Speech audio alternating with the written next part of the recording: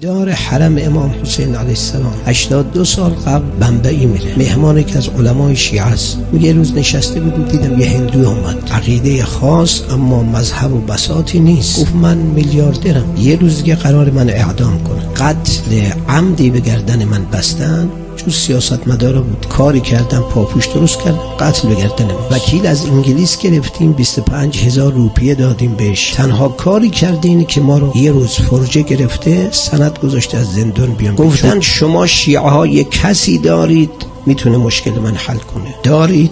یعنی امام زمان.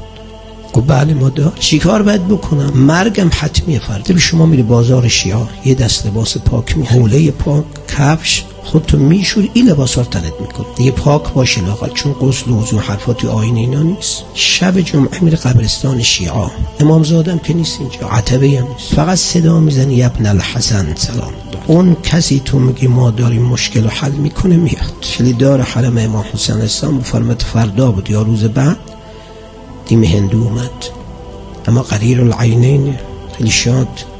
گفت بله. چی شد؟ گفت 5 ساعت لا ینقطع. هی گفتم یا ابن الحسن سلام الله، آخه کاری گفتم نکنه ایشون منو قبول نداره. خب دقت کردی چی گفتم؟ نه اینکه شک کنم هست یا نه ها، هندو یقین داره ما امامی داریم که جواب همه کارا رو میده. گفتم با این وضعی ما داریم جواب ما رو نمیده. باز صدا زدم، جلواتی از نور دیدم، شخصی ندیدم، اما یقین کردم سوار اسب.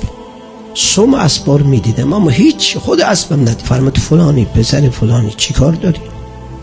گفتم آقا، آقایی که اسم منو پدر منو میدونه حتما من چی کار دارم. فرمود این پاپوشو برات درست کردن، در فلان کشو هم چه کاغذی اونو بر میداری. بعد چی میشه؟ خلاصه پرونده تو تبرئه شدی، کار تمام، امضا کردیم برات، زمینش فراهم شد. راه افتاد دیدم میخواد این اسب حرکت کنه، چون چیزی نمیدیدم، فقط این سم و اسبار.